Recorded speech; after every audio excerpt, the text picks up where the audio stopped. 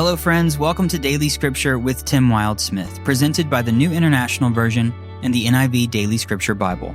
In this podcast, we are taking a journey through the entire Bible together, one day, one episode, one passage at a time. This is day 198. Our Old Testament reading today is 2 Chronicles 2:1 through 5:1. Solomon gave orders to build a temple for the name of the Lord and a royal palace for himself. He conscripted 70,000 men as carriers and 80,000 as stonecutters in the hills and 3,600 as foremen over them. Solomon sent this message to Hiram, king of Tyre. "Send me cedar logs as you did for my father David when you sent him cedar to build a palace to live in. Now I am about to build a temple for the name of the Lord my God and to dedicate it to him for burning fragrant incense before him, for setting out the consecrated bread regularly, and for making burnt offerings every morning and evening, and on the Sabbaths, at the new moons, and at the appointed festivals of the Lord our God. This is a lasting ordinance for Israel. The temple I am going to build will be great, because our God is greater than all other gods. But who is able to build a temple for him, since the heavens, even the highest heavens, cannot contain him? Who then am I to build a temple for him, except as a place to burn sacrifices before him? Send me therefore a man skilled to work in gold and silver, bronze and iron, and in purple, crimson, and blue yarn, and experienced in the art of engraving, to work in Judah and Jerusalem with my skilled workers, whom my father David provided. Send me also cedar, juniper, and algum logs from Lebanon, for I know that your servants are skilled in cutting timber there. My servants will work with yours to provide me with plenty of lumber, because the temple I build must be large and magnificent. I will give your servants, the woodsmen who cut the timber, 20,000 cores of ground wheat, 20,000 cores of barley, 20,000 baths of wine, and 20,000 baths of olive oil." Hiram, king of Tyre, replied by letter to Solomon, "Because the Lord loves his people, he has made you their king." And Hiram added, "Praise be to the Lord, the God of Israel, who made heaven and earth. He has given King David a wise son, endowed with intelligence and discernment, who will build a temple for the Lord and a palace for himself. I am sending you Huram-Abi, a man of great skill, whose mother was from Dan and whose father was from Tyre. He is trained to work in gold and silver, bronze and iron, stone and wood, and with purple and blue and crimson yarn and fine linen. He is experienced in all kinds of engraving and can execute any design given to him. He will work with your skilled workers and with those of my lord David, your father. Now let my lord send his servants the wheat and barley and the olive oil and wine he promised. And we will cut all the logs from Lebanon that you need, and will float them as rafts by sea down to Joppa. You can then take them up to Jerusalem." Solomon took a census of all the foreigners residing in Israel, after the census his father David had taken, and they were found to be 153,600. He assigned 70,000 of them to be carriers and 80,000 to be stonecutters in the hills, with 3,600 foremen over them to keep the people working. Chapter 3. Then Solomon began to build the temple of the Lord in Jerusalem on Mount Moriah, where the Lord had appeared to his father David. It was on the threshing floor of Araunah the Jebusite, the place provided by David. He began building on the 2nd day of the 2nd month in the 4th year of his reign. The foundation Solomon laid for building the temple of God was 60 cubits long and 20 cubits wide, using the cubit of the old standard. The portico at the front of the temple was 20 cubits long across the width of the building and 20 cubits high. He overlaid the inside with pure gold. He paneled the main hall with juniper and covered it with fine gold and decorated it with palm tree and chain designs. He adorned the temple with precious stones, and the gold he used was gold of Parvaim. He overlaid the ceiling beams, door frames, walls, and doors of the temple with gold, and he carved cherubim on the walls. He built the most holy place, its length corresponding to the width of the temple, 20 cubits long and 20 cubits wide. He overlaid the inside with 600 talents of fine gold. The gold nails weighed 50 shekels. He also overlaid the upper parts with gold. For the most holy place he made a pair of sculptured cherubim and overlaid them with gold. The total wingspan of the cherubim was 20 cubits. One wing of the first cherub was 5 cubits long and touched the temple wall, while its other wing, also 5 cubits long, touched the wing of the other cherub. Similarly, one wing of the second cherub was 5 cubits long and touched the other temple wall, and its other wing, also 5 cubits long, touched the wing of the first cherub. The wings of these cherubim extended 20 cubits. They stood on their feet, facing the main hall. He made the curtain of blue, purple, and crimson yarn and fine linen, with cherubim worked into it. For the front of the temple he made 2 pillars, which together were 35 cubits long, each with a capital 5 cubits high.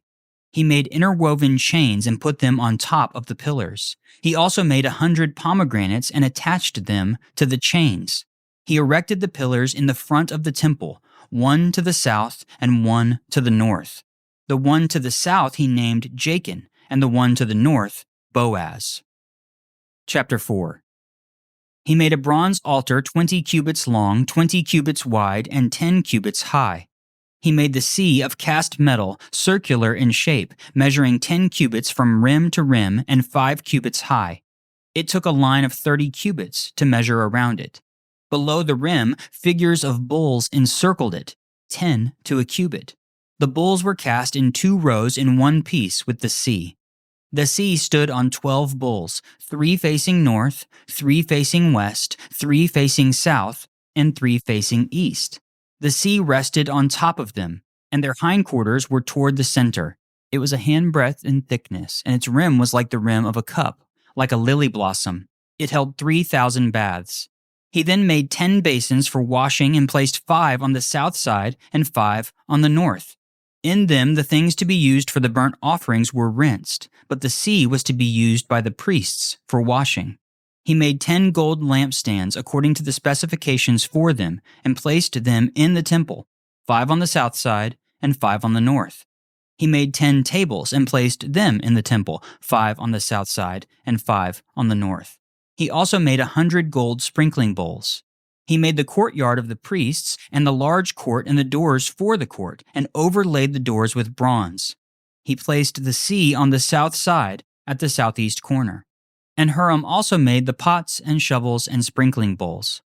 So Huram finished the work he had undertaken for King Solomon in the temple of God.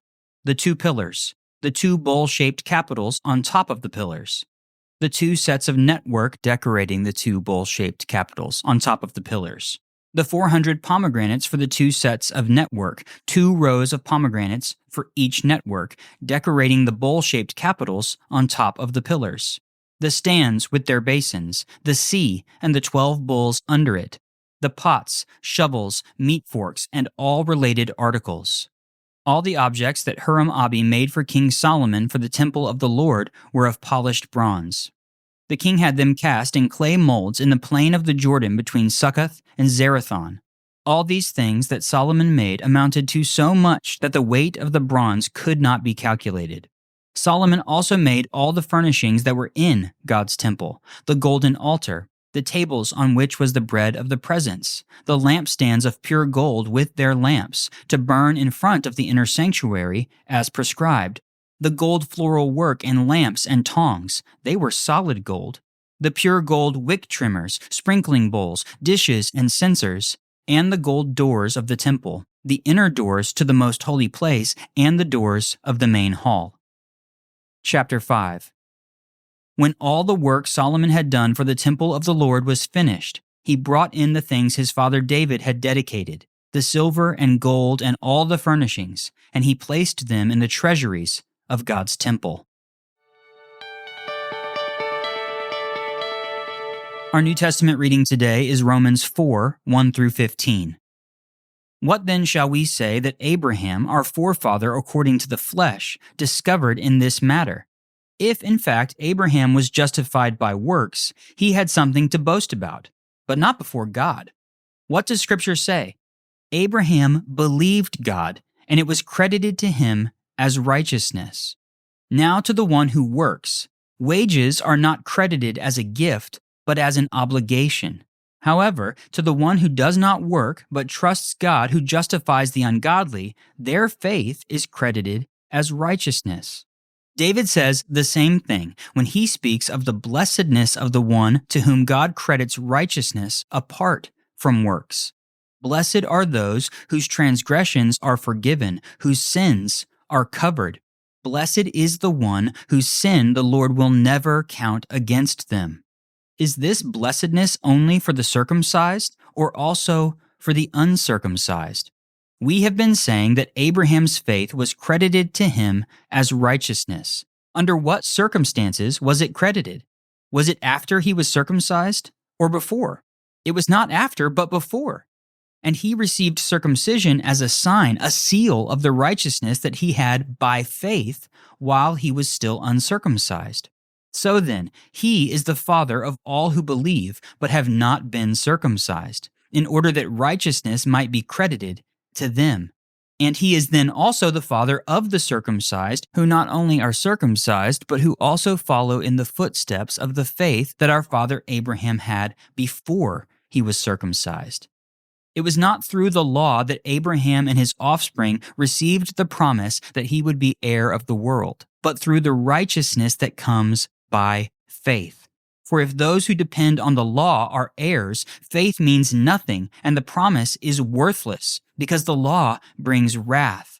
And where there is no law, there is no transgression.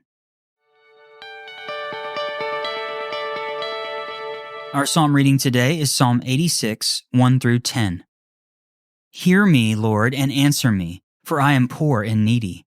Guard my life, for I am faithful to you. Save your servant who trusts in you.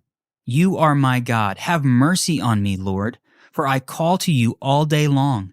Bring joy to your servant, Lord, for I put my trust in you. You, Lord, are forgiving and good, abounding in love to all who call to you. Hear my prayer, Lord. Listen to my cry for mercy. When I am in distress, I call to you because you answer me. Among the gods there is none like you, Lord. No deeds can compare with yours.